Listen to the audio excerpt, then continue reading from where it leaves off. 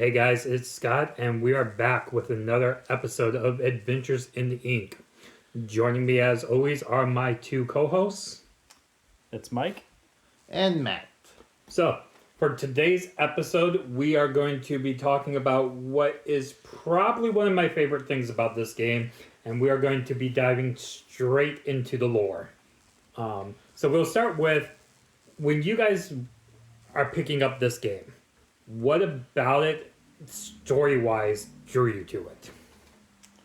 I mean, for me, I think I always thought of the story of card games as secondary to the gameplay, and which is interesting because part of the reason why I love this game so much now is because I get to play cards and I can relate to characters, and I know things from the movies that they were like, and so yeah, I would say not a lot. I didn't pay too much attention to what was going on in the background of it. For me, I like themed. So I like how they made it book themed and story themed and how it matched the IP. I like it when a game can match the IP but not sacrifice mechanics, which is something I really like about this game. It have good mechanics, but it doesn't take away from the lore value of it. So I like that it's called, the point of called lore. I like we actually send characters on the quest. I like how it's inked to create the characters.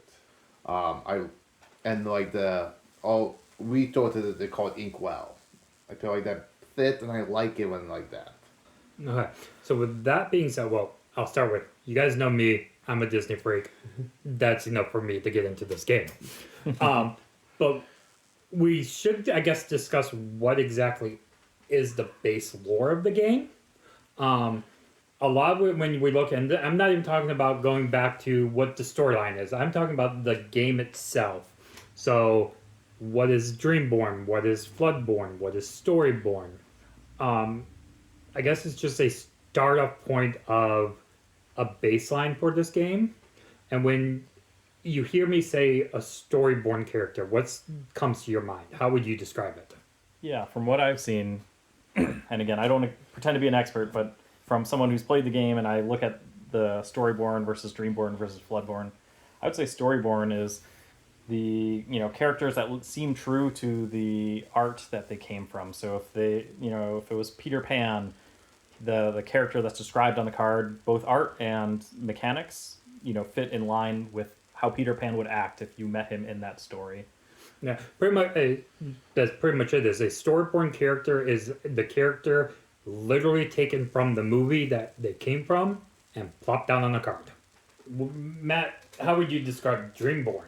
Dreamborn, well, the way you described it to me was it's a happily ever after character growth. If the story would continue, what the character would naturally become. Natural become one, or in some cases, what a character not maybe natural would become, but could become.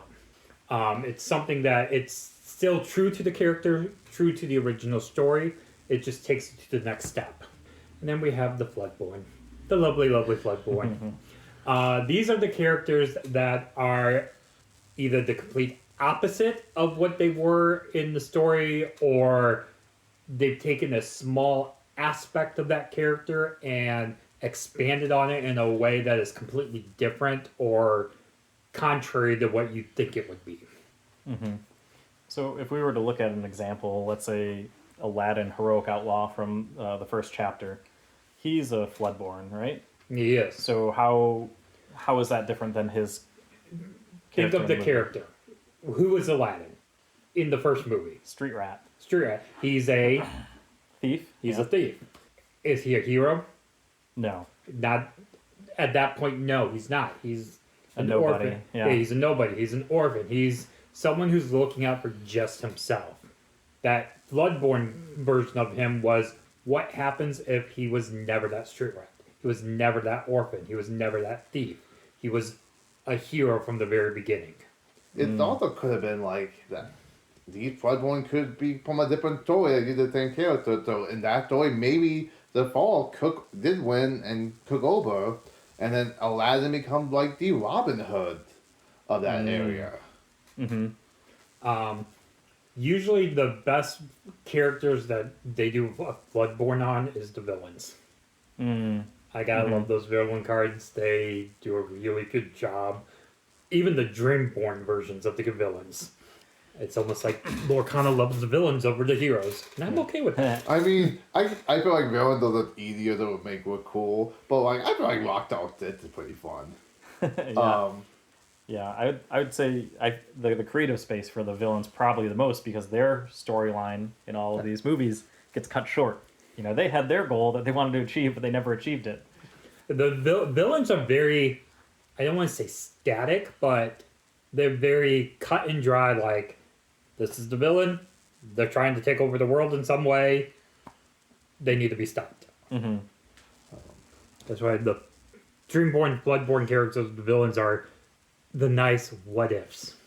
What could have happened with these characters? Yeah, like I like a lot Creeping Guardian, like the ability to torturer and like have the vine and stuff that he could quote, and like that's a really good Floodborn concept, and I really enjoy that. Okay, now that we have that baseline of what we're talking about in this game when we mention these different aspects of the lore, we might as well dive into the storyline of Lorcana. And it starts all the way back in the first chapter. We have our lovely adventurers that get pulled into the Great Illuminary. The Great Illuminary is, storyline-wise, it's basically this castle planet type structure that houses Lorcana. It sits above the land. It's floating there. And it draws characters from the real world into it. For the purposes of Lorcana, we are those characters that get pulled into the Great Illuminary. We're the characters that got summoned one way or another. And the Illuminary is this place of great imagination. And while you're there, you find a book and a magic quill. I feel like all I'm doing is narrating this story over and over, but I'm good with that. I love the story. It's very Disney-esque to me. I could see this actually being a Disney movie. Yeah, like and this is the one that came like might have said in one of the other episodes is that Disney have the resources to make a show, and that's what I really want them to do. Because like all the great TG games have shows like Yu-Gi-Oh, Call of Light Vanguard have amazing shows that help sell the game. Magic does not have one, but Magic, you know, they don't need one, but they have a lot of lore stuff to it. And Magic Netflix brought the light to it, so we might actually see a Magic show. But Disney does have the resources to do a platform to do a show for that. I think that's gonna really help grow the game.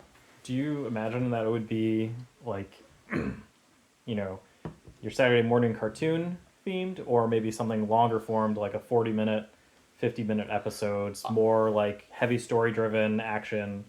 Ideally, based on other shows and how other did, your target audience is gonna be about the 12 to 16-year-old range.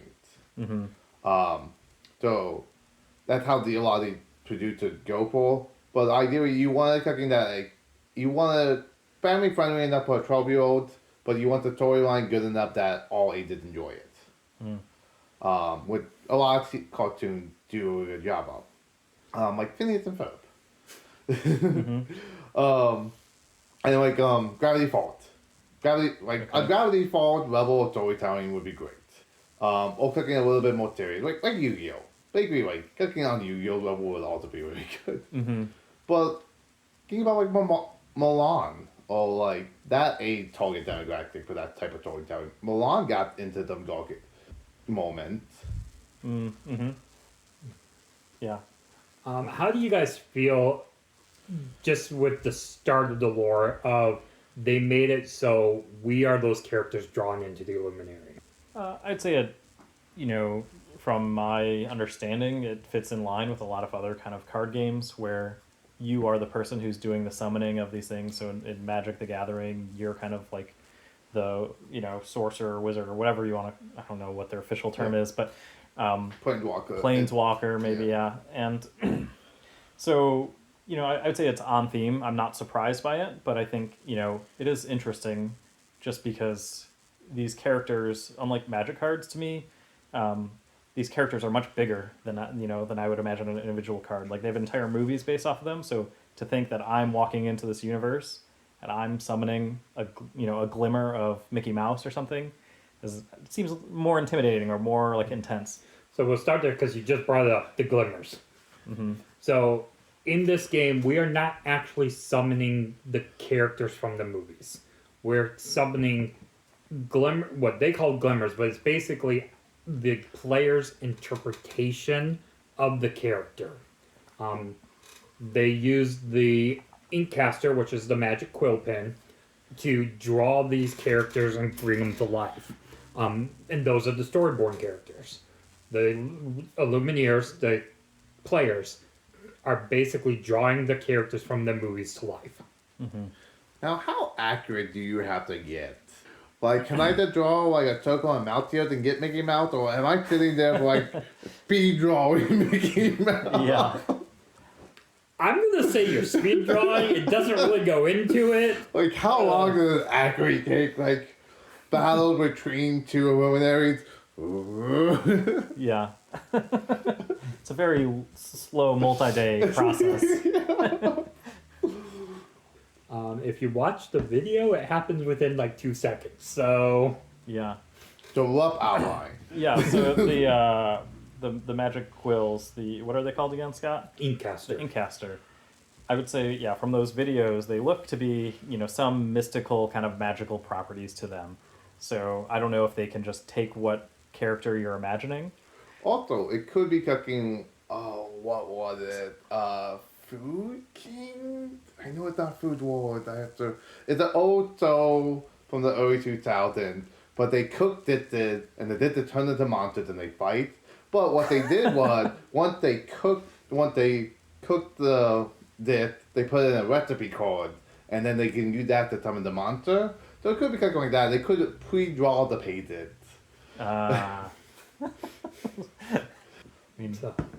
So we start with the glimmers, and we're drawing these characters. But how are we drawing them is the next question.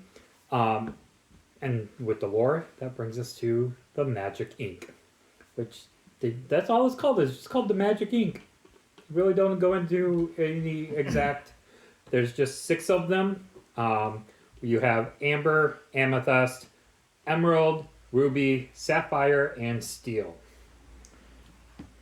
How do you like the 6 colors?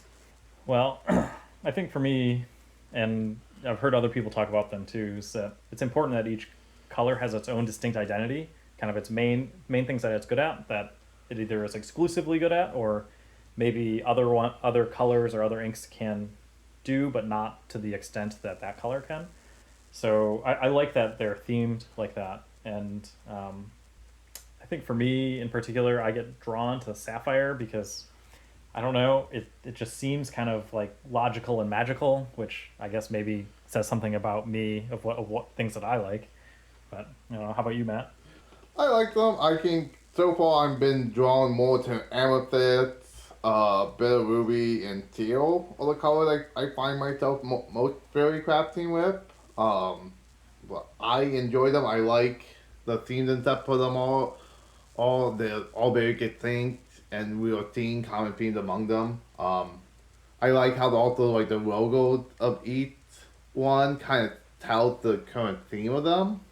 Like the teal one have like a castle with a high defense, but you see like it can look like a brass on it to show the direct damage. Mm-hmm. And then emblem have like a little bit look like a kind of bounted. And that's the big bound color. Yeah, kind of fluid. Yeah. And like amethyst is a big spellcaster one with all the sorcerers, so it have like the spell symbol. So it's very interesting to see how the imagery actually tell you what they're kind of like. Yeah, I'm looking at the amber one now, and it's got a shield because amber does have some bodyguards, but there's also some intertwiningness, and their theme, if you read through kind of the storytelling aspect of this, is that they often work within communities. So that it's that idea that they care about other characters or being kind of like connected with one another. Yeah, and like it's cool to once you know about the game, and then you go back and you look at those symbols to see how they relate worldwide to the colors. Are very interesting. So the way Lorcana describes Amber is they're purposeful. They're leaders, healers, and bodyguards. Which, Matt, you play a healing deck with your Amber really well. Yeah, with Pundled, and that is probably like out of all the prints that is currently in Lorcana, I have had the most fun with Pundled. And I've had the least fun with going up against them. And then we have the Amethyst, who they're the Wondrous. They're sorcerers, sages, animated objects. These are the fun characters. They're your magic casters. Next up, Emerald are the flexible characters. They're quick thinking, but not necessarily book smart, is the way Lorcana describes them. Yeah, they're more cunning. Ruby is described as daring. They're your fast cards, the brave cards, the warriors, the explorers, the daredevils. The first ones into the fight. Sapphire are your intellectuals. They're intelligent and creative. And that plays out a lot with when you watch the cards. Your Sapphire cards are really the ones that they hold back and wait for the game to develop. And that's when they make their move. Yeah, Sapphire is very good late game. And I would also say they require you to know the situation. So from a card playing perspective, you think of two cards. Let's think of the Dragonfire in Ruby, which is just very direct. It says, choose a character and banish them. Bam, they're gone. While Let It Go has a benefit that it costs the same, but it's inkable. So it's slightly more flexible, but it has a drawback. And you need to weigh that drawback. Is this worth casting? Is this worth, me using this card? And so there are times that it's very beneficial and other times that it would be not beneficial. I ran into that when I played against the Ruby Amethyst control decks in Season 1, or Chapter 1, and I think I gave someone like 9 ink, and I was like, that was a bad idea. that was me. I ended that game with like 14 ink because of you. It was great. And then the last ink is Steel. These are just your strong characters. They're your brute force or your protectors. Which these are the cards I love playing. I love my Steel decks. Steel's really good right now, and like half of the deck I clearly crafted for this deck have Steel in it. Yeah, they just have so many answers right now. So yeah, and like the good defense, they have a lot of decent removal. They have a lot of good characters. Good interaction with the board. Oh yeah. Yeah, they're it's a color where you can come from behind too. Yeah. Maybe not super far behind, like Ruby, but if someone goes wide on the board, you're a Tinkerbell and grab your swords away from taking out half their guys. Yeah, like Steel was actually like my first card. Because the first Lorcana card I ever physically held in my hand was the Tinkerbell Tiny Tech Titan. Because that was the first one. So if it was a show, that would be my signature character. Which is that one, Tinkerbell Giant Fairy was my big bad. And that's the one a lot of people were scared of me playing. And now we learn better. What was your? Do you know what was your first card since he mentioned it? Yeah, so I got the Sapphire Steel starter deck. So it's hard to say it was one particular card, but that was the one that I started on. I actually, I'm gonna toot my own horn. I won the store pre-release or like set release. Yeah. Starter deck tournament, and it was fun because with the starter decks you have to, especially in a new game like that, you have to really analyze like when should I ink and when should I not, and when should I play this, and always trying to eke out a little bit of advantage. But I was so happy you won because the prize was for my own personal collection that I donated because I bought extra starter decks. and the guy you were playing against made some comment about how Pixieborn was way better than playing physical, and I'm like, I don't want him to win. Yeah, it's it was fun. I think there's a book.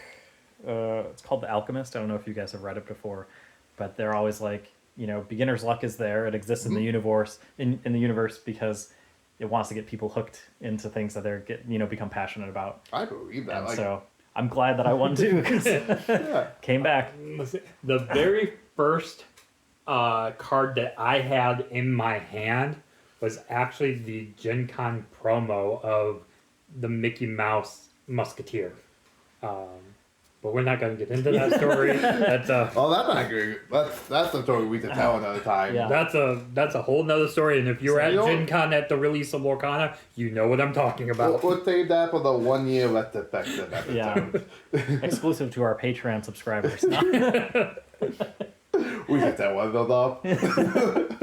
So, going back to the lore of the game now, we pretty much just covered everything we learned about Lorcana with the release of the first chapter. The rest of the story didn't really develop until we got into Rise of the Floodborn. And this story, quick recap, was one of the characters was basically enchanted by a magical object within the Illuminary, and he accidentally released a flood of magical ink throughout the Illuminary. This magic flood, once it touched the glimmers that had already been created, it turned them into the Floodborn. This is when the Floodborn characters were created. Even though technically we had Floodborn in the first chapter, storyline-wise, we didn't find out how they got created until Rise of the Floodborn came out.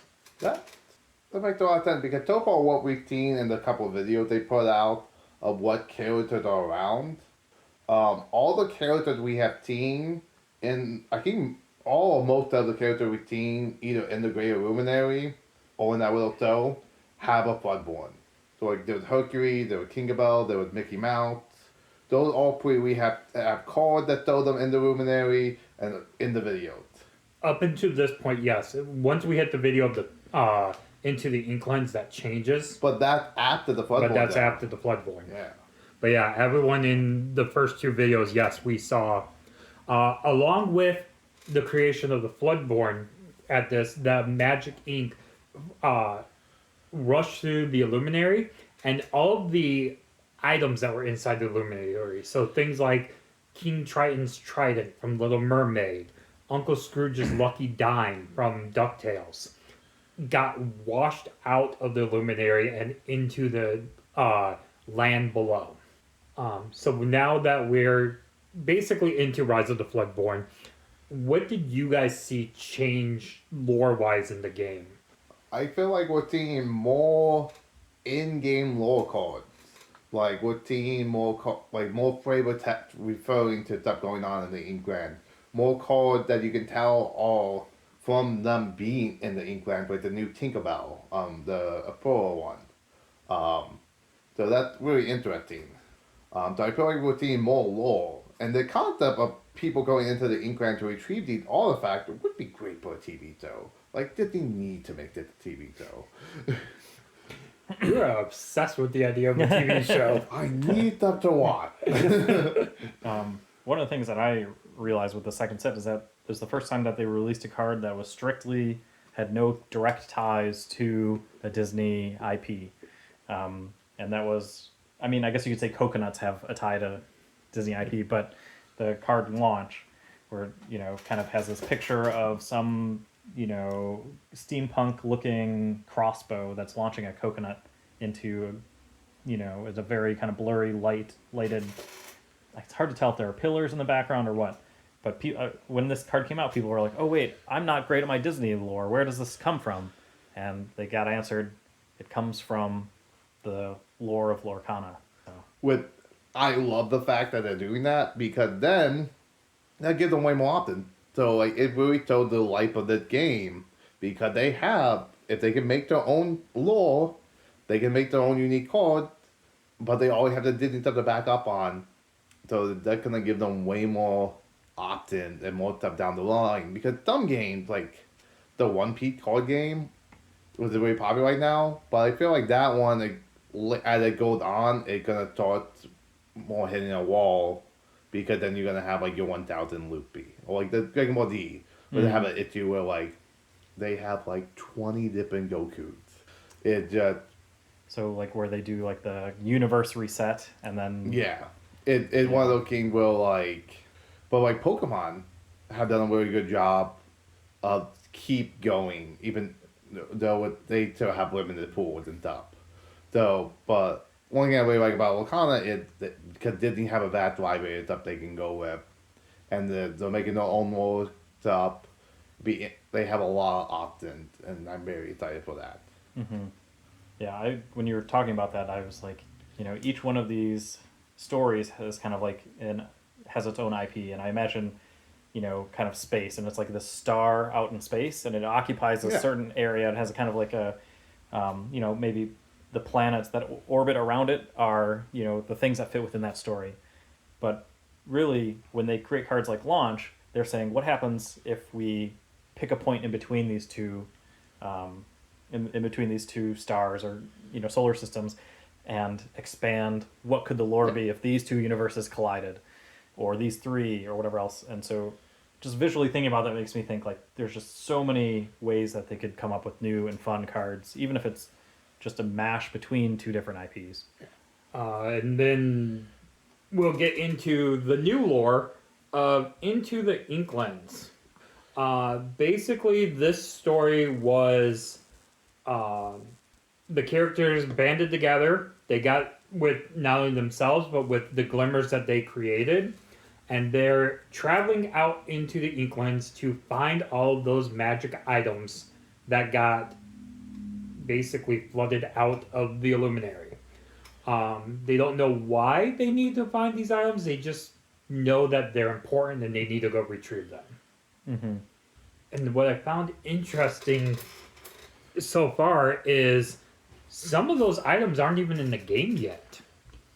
Yeah, I think one of them one of the flavor tags did refer to like the trident. We don't have the trident yet. Yeah, we don't have the trident, but it gets referenced. And that was in the video, wasn't it? It was in the video. Magicka dispels shadow. Grabbing the trident at the very end. But like for the people that don't know, like the rumor is when they were making the game, they found that set 1 was too powerful. So they took a bunch of cards out of set 1 to put into the later set, and they added a bunch of cards from the later set into set 1. So like the first 3 or 4 sets of this game got kind of all jumbled together. So a lot of the characters and the lore stuff, some stuff got placed early and stuff. So it's really interesting to see. So when we see the 4th set, that is going to be like what they first invented the game before it came out. So it's going to be really interesting to see. Yeah, I've heard that too. And I mean, so Scott, I have up on my computer here this picture from the story officially released by Lorcana, and they have a picture of the flood of ink washing away all of these items. I like the broom that's running off of the item. Of course you like the broom. The brooms are great. Of course.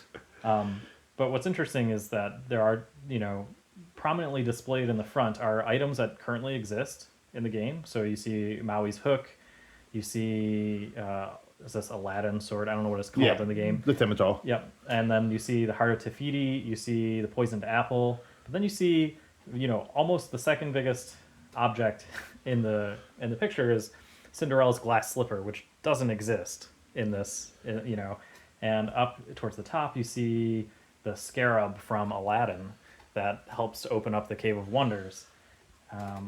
And one of the brooms is carrying what just appears to be a picture or silhouette of Ariel and Flounder. So it's just, to me, it's interesting to kind of imagine, like, what, if I were to create the glass slipper, what do I think it would do? Search for Quintet. Gonna call right now, gonna search for Quintet. Ooh, well, first kind of diabolical tutor card. I think it's gonna be like be all get, but maybe the specifically trigger for Quintet is cooking. Mm-hmm. Or if it's the item you pay for, reveal the top or your card, and you grab a print at the cooking. Yeah. Yeah, because it would fall in line with what the slipper did in the story of Helps you Cinderella. find a princess. Yeah, Yeah. it helps you find. And a bunch of weird stepsisters who are willing to, malign their own feet to try to fit them into the glass slipper. Yeah.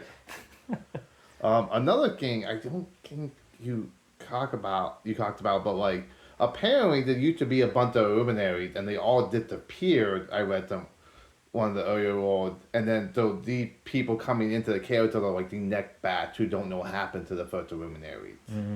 I have not heard that yet. Yeah, that's something I remember hearing about when the first chapter. And so one of the things is like when you were thinking about like, okay, you show up to the job to be a luminaire, and you have no idea what happened to all your predecessors. Which is kind of scary when you think about it.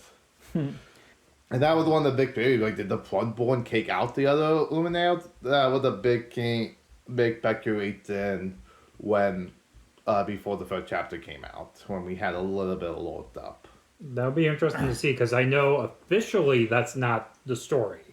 I could have sworn someone they said that was a pistol statement. I will try to look more into that, but that was... Yeah, something I remember I feel like hearing. I've heard something similar. But if that is kind of the story, the Great Illuminary, which is kind of floating above the land, would make sense that it's housing all of these artifacts or these items from these stories. Just because, what was it? Oh, Magic Broom. In the flavor text, it calls the Great Illuminary a story forge. So almost a place where stories are created, in addition to maybe archived. So if there was some sort of cataclysmic event that happened in the Inklands or whatever else, maybe this exists as a safety spot or something where the stories wouldn't die out, and the Illumineers could come in and figure out how to bring these long told stories back to life. Sorry, as Mike was talking, I'm still looking at the picture he was referencing, and I just noticed that there's a magic broom surfing on Rapunzel's frying pan. The greatest weapon ever. It should have got bumped in the card game. Like, it should have been, like, that movie, magnificent. Fun fact, you can buy a latex frying pan for LARPing. Do you know this for a fact or I know from experience? Both. So I used to be big into LARPing before the store cooked all my weekends. One thing business that eat up your free time. But yeah, people out there with latex frying pans, and people use that to like go beat up a goblin. Oh man, yeah. I think one thing that, as someone who's not generally a connoisseur of art, I realized as I've gotten older and experienced more art, is that everything is there for a reason. Like every little detail, has been directed by someone and also created by the artists. So no detail is too small to overlook. Maybe, Matt, we're getting a Floodborn broom that surfs on a frying pan. I mean, that would make sense. Brooms all count as Grimmer, and they definitely are getting hit by that ink. So we're probably going to start seeing some Floodborn brooms, which would be fun. I am not looking forward to that. No. Have you played against this broom deck? So, Not yet. No, I haven't played. But I'm afraid to play against this broom deck. It's Toto. My item deck you should be more afraid of. But, okay, so I found the king on the Mutu report, but it says, Aided Path and the creator and the original Illuminators are now gone, but a great power deep within the great Illuminator awakened and called upon. So it looked like the people who made the Illuminary and who were the first Illuminators all have long been gone. So it looked like this is saying more of just, they might have just like died out. But one of the things I read made it sound like no one knows what happened to them. So, I mean, so far we only know of, from their story, the names of the three Illuminaires. There were Venturo, who actually has his name on some of the cards. Won a card. You want to describe what he looked like for the people who haven't actually looked at the picture, don't know what, when they look at the character, they know who we're talking about. Yeah, so I'm pretty sure Venturo is this guy in the blue jacket, correct? Correct. Yeah, so Venturo has darker skin color and a beard and some, appears to be like pulled back dreads. And he's got his Inkcaster that's attached to his arm. And it's got the colors red and blue, which we can assume are ruby and sapphire inks. And he's got his cargo pants, looks like he's ready to go into the Inklands, and his satchel. He's got his trusty pair of headphones and some kickin' red sneakers. And he is actually seen in one of the videos too, I believe, using. He's the main focus of the third video for Into the Inklands. Yep, we Yeah. see him in the little flying tip with a few, with the Prince John. Was it Prince John? No, He's with Prince Eric. Prince Eric again. Oh, yeah. And then the one card that he's quoted on is the Aurelian Gyro Sensor, which the flavor text reads, "It can point you toward lost lore, but if you're not careful, it'll lead you off a cliff." Venturo, an Illumineer. I have many a time fallen off cliffs in video games. Just falling in the cliff direction. I've got the added in video games Yeah, there. right. I was worried there for a sec. I did almost fall off a cliff once because the ground gave away. Oh, It was so funny. So my fiance was behind the bend. So when she came around the bend, I'm just on the ground. She's like, "What happened?" I'm like, "I'm fine." nearly lost my life, but that's okay. So, we've gone through kind of the lore from the first 3 chapters. Scott, you had something special for us with the Oh, did Oh. you want to name the other two, or do we not have names for the other two? Oh, I know we got. so the other 2 names of the Lumineers are Martin and Shanze. Okay, you want to describe them? Yeah, so I'm assuming that Martin is the more lanky Yes.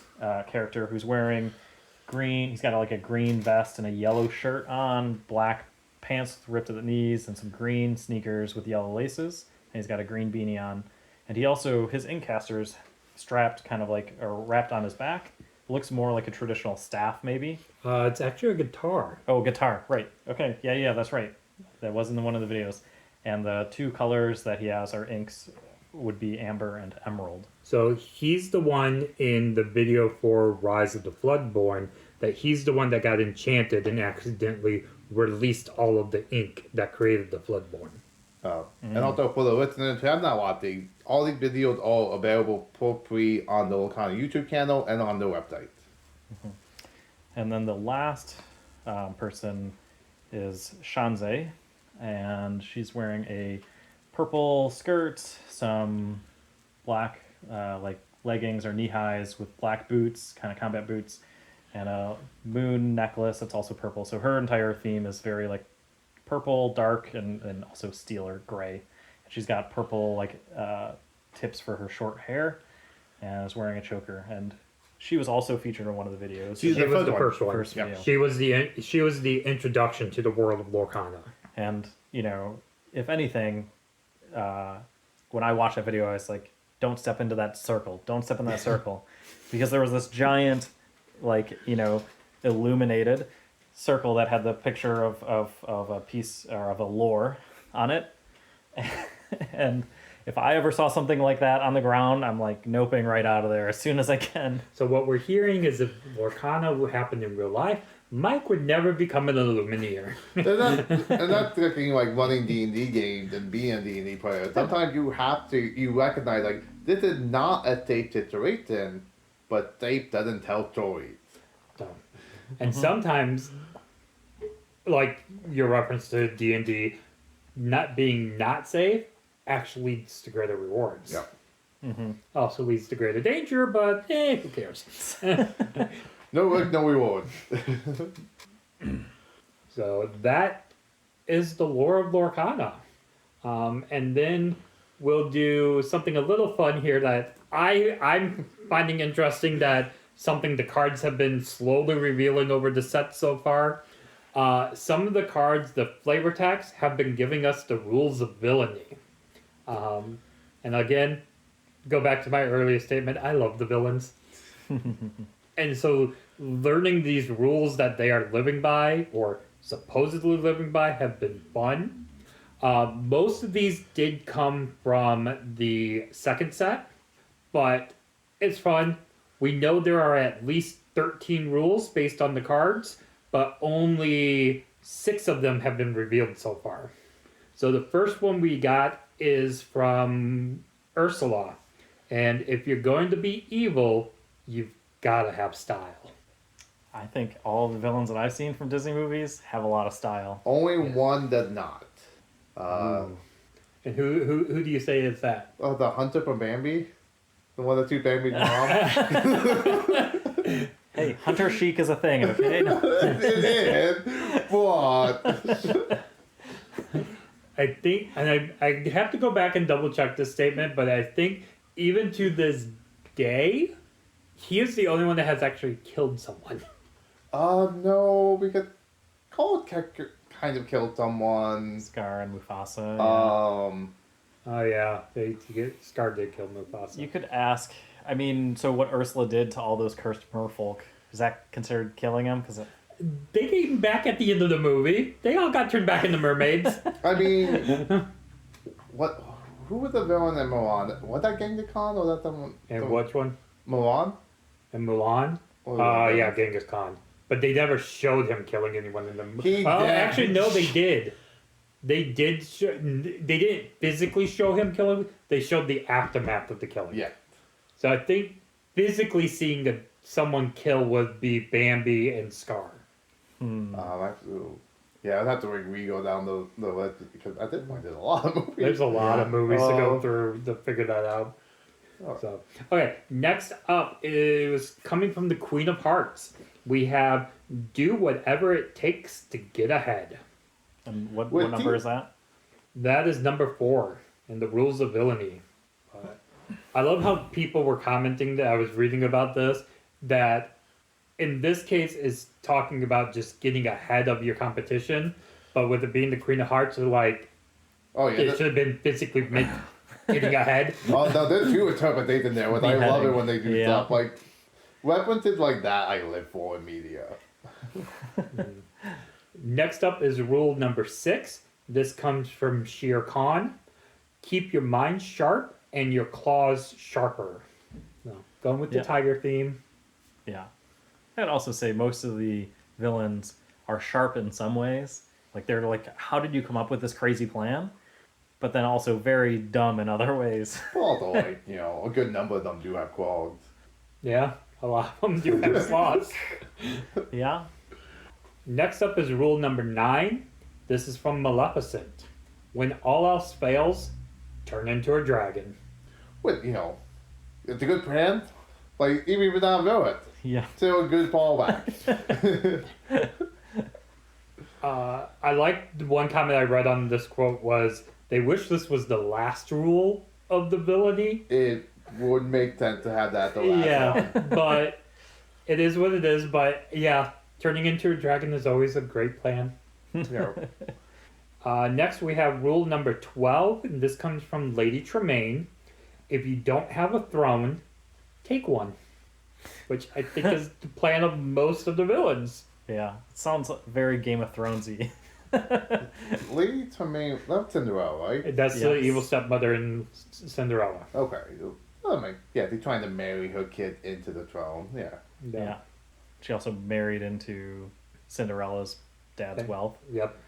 Yeah, Lady Tremaine is definitely always doing whatever she needs to do to become one step richer. Yeah. Or one step more powerful. And then the last rule we get is actually the only rule we get from Into the Inklands. This comes from the Sheriff of Nottingham. Take everything you can, but do it with a smile. Which I think plays to every villain is every time they take what they want, they have a little glee. Yeah. They do it like, ha, I did it. Yeah, there's very, very little regret from the villains until they, maybe face their ultimate demise. I feel like maybe Maleficent didn't really smile that much. She had a few smirks. She had a few smirks, but yeah, she doesn't really smile. Yeah. And I guess technically neither does the Queen from Snow White. She didn't smile. I don't even know the Queen of Hearts smiled. Oh, she smiled. Here. Okay. Oh no, she smiles. Okay. She's insane. She smiles. Okay. Been a while since I've seen Alice in Wonderland. Trying to think of. There's a few villains that I don't think you can say, like, smiled as in they're happy. But I think they do more like Maleficent. She smirks. She's. Yeah, see, I know what I'm doing. So I'm looking forward to this. I can't wait to see what's going to happen with the other rules, who they're going to pick to represent those rules as well. I think we'll probably Idma.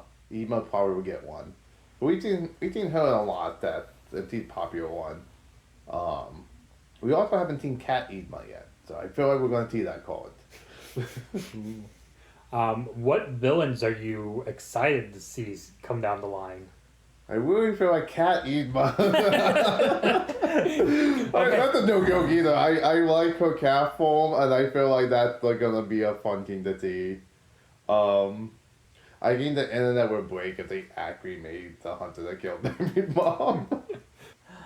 We don't have any Bambi cards. No, in the we game. haven't seen any Bambi cards. So I think we're definitely gonna see. Probably at some point we're gonna be seeing some Bambi. I'm like realizing how bad I am at Disney lore because I'm like trying to think of villains and I'm like, who just, you know, what movie was I just thinking of? I mean, a lot of the modern movies don't have distinct villains necessarily. Like, I'm thinking of Encanto. Yeah. Right. There's not really a direct villain, I guess. Ooh. So, Just fate. yeah, and I mean, you could say that the grandma kind of has this weird. If Pete the cat counts as a villain, then there might be some like more abrasive characters that are not quite villains that count as villains. We haven't seen any Pocahontas yet. I don't think we're going to. I don't think we're going to see Pocahontas, and I don't think we're going to see Tarzan. Just because of depictions of historical characters? No, just or? because of the behind-the-scenes things that goes on with those characters. Tarzan is pretty much ruled off limits now by Edgar Rice Burroughs' estate. Okay.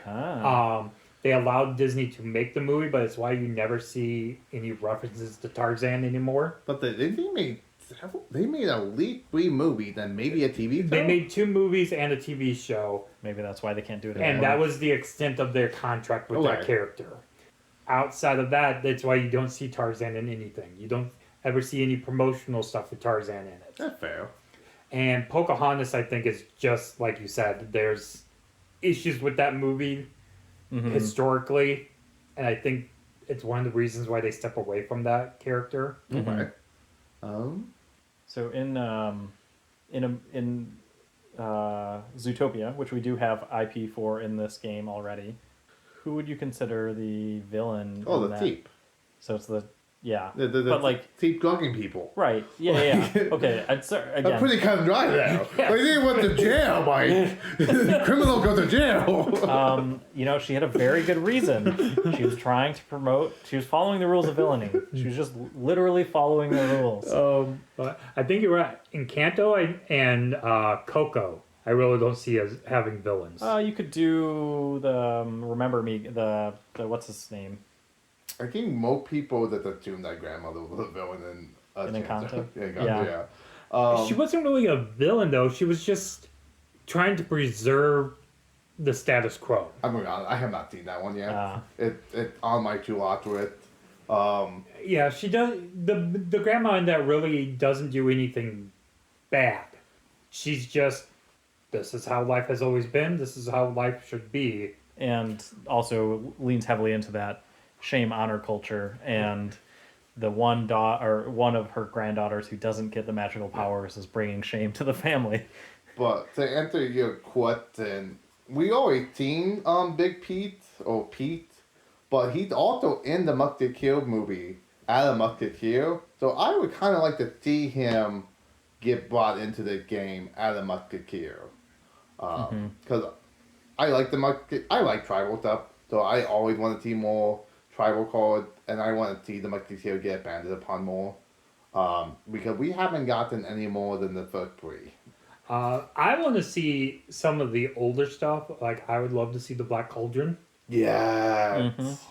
I want to see that get brought into this game, and I'm hoping they do. The Horn King is a fantastic villain. He has created so many nightmares for people over the years. On the opposite, I want to see Phineas and Ferb. Give a Dr. Dupin smoke. Give a Dr. Dupin smoke, give a Perry the Platypus. Let's have some fun here. Is the Dr. Doofenshmirtz really a villain, though, or was he just an idiot? He's both. Like, he would self-identify as a villain. That is true, he would. So do you want to see them bring in more of the modern TV shows? Phineas and Ferb would be really good. Gravity Falls I would like to see. Yeah, I think the modern shows would be good because that's a good way to get younger audiences in.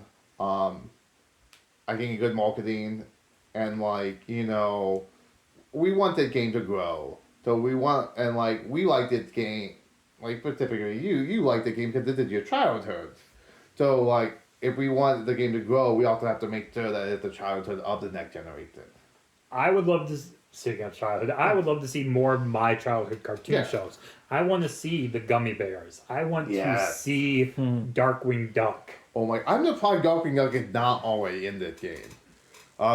Gargoyles, I think, is about to get a remake. So I would not be surprised if when that happened, we'd see Gargoyles. I didn't even realize Gargoyles was Disney IP. Yes. Yeah. Oh man, I watched it. I remember when I was a kid, I mean, don't do this for your kids now, but I was allowed to stay at home until the bus arrived, and I was the last one to leave because my bus came late for elementary school. I was the youngest. And totally almost missing the bus multiple times because I was trying to finish the episode of Gargoyles. And I was like, oh, that's the bus! Run out. Oh. Yeah, that would be fun. Gargoyles would be fun. And I think that's the greatness of Lorcana is bringing in the lores and the IPs from all the different places and seeing how they mesh together. All right. We need to talk about the call of the week or we're not going to have any time. So, the card of the week is Beast Wolfsbane. He is a 5-drop. He is a 4/4 character in Emerald. He has Rush, which allows you to play him as soon as you... it allows him to do things as soon as you play him. And his special ability is Roar. When you play this character, you get to exert all opposing damage characters. And when he quests for 2. He is a Dreamborn character, which, when you look at the artwork, it's the beast out in the woods fighting the wolves, which comes directly from the movie. This is just taking the beast to where he went from being the protector of Belle against the wolves to now he is the wolf hunter. But I like the concept of someone who looked a lot like a wolf fighting werewolves. But I like the card. Once I threw him into my deck, he paired very well with King of O, Giant Fairy, which was my key card in that one. So the play King of O, damage everyone on turn 4, play him. He tapped everything, and I just removed all the problems. He worked I very don't think well. they're problems because they were my cards you were removing. Yeah, I would say, I mean, I like the card. I like that it's in... There are 2 things about it. One is that it has 2 things. It has 2 out of 3 things that it needs. If it were to if it entered the board and you could ping 1 damage and then do it, I think you would be all-star, probably 4.5, 5 stars out of 5. But the problem is it's, has to be already damage characters, which stinks. And the other drawback he has is that he's uninkable. Which is the main reason why I ended up kicking him out of my deck. Because with Teal and Emblem, there are so many good non-inkable cards. So you really have to pick and choose. And one of the things I saw someone said, I saw on Reddit someone was talking about how if you put a non-inkable in your deck, you have to make sure this is a card you always going to choose to play when you draw it. Yeah. So if a card is situational, which it kind of is depending on how you have your deck set up, like he'd rush with the goods, but his second ability I think only triggers about half the time I actually play him. Mm-hmm. Yeah, and I'm trying to think the other cards to compare them against. So in other inks, you have your, and so we'll keep it in context with chapter 1. There was Cerberus was a 5 inkable 5/6. Although he only quested for 1, like if you wanted a big body, that's what you would choose. Yeah. Then was there a 4/4 rush? Yeah, Zeus, a Challenger 4, so he's really 0/4, so a little bit of a drawback. He was uninkable for 4, but had the rush kind of aspect. Yeah, I would say, but he does have the unique ability of exerting things that people are maybe trying to hide back. So maybe something that has a ward, or if somebody had a, was it the Sleeping Beauty? Yeah. Dreaming Guardian that gives everything else ward. Yep. So it gave ways around it. So I like it that it's a tool, but ultimately I just think it wasn't strong enough. I was playing a game where someone had the Screaming Fairy protecting the Tamatora. So I just played, I had think about game Grab Your Sword, and then I played that beat, and I just wrecked his Tamatora. I think I also had to throw Cooking Elton to kill it, but I got that Tamatora killed. Yeah. Did we read the flavor text for this? No, we did not. No. So the flavor text says, "I'll take on all of you if I have to." Would that fit very well with what the card does? It put everyone in challenge mode, and if you can make him stand up again, he's going right back at it. Like Beat, they have, and all they call it is very aggressive, somewhat defensive, but his cards are normally built very decently for combat. Yeah, I would say all of his cards have some ability to tap into that anger, that bestial rage. Except for even the Floodborn one does. Yeah, but when he takes damage, he gets a huge real attack big. bonus. Yeah. Well, Scott, I know you don't really like Beauty and the Beast, so No, not at all. I mean, if you just want to like tell us a little bit how this card, do you think it fits in well with the story, or if there's maybe the art? It too. does, because like I said, the story, it comes directly from the story. It's Dreamborn was in the story right after Belle is released from her servitude, whatever you want to call it, to the beast. She's on her way, and she gets attacked by the wolves. Mm-hmm. So now you got Beast leaving the castle to go protect Belle. And he gets damaged, he gets hurt rescuing Belle, but he still is that protector. He's still that guardian. And this card is just taking that to the next step. Is he's no longer a guardian against wolves, but he's now hunting the wolves down himself. So do you think that he's getting revenge in this? Or is this more just... I wouldn't say it's getting revenge. I would say he's just being proactive, and he knows the wolves are a potential threat, not only to himself, but to those he loves. And so now he's just taking that off the board. I think we should probably wrap it up for the week. So, thank you guys for listening. This has been our journey into the lore of Lorcana. I hope you enjoyed this. This is one of my favorite topics, and hopefully down the line we get to revisit the lore once we learn a little bit more when future sets come out. But for now, thanks for listening, and we will see you next time on Adventures in the Ink.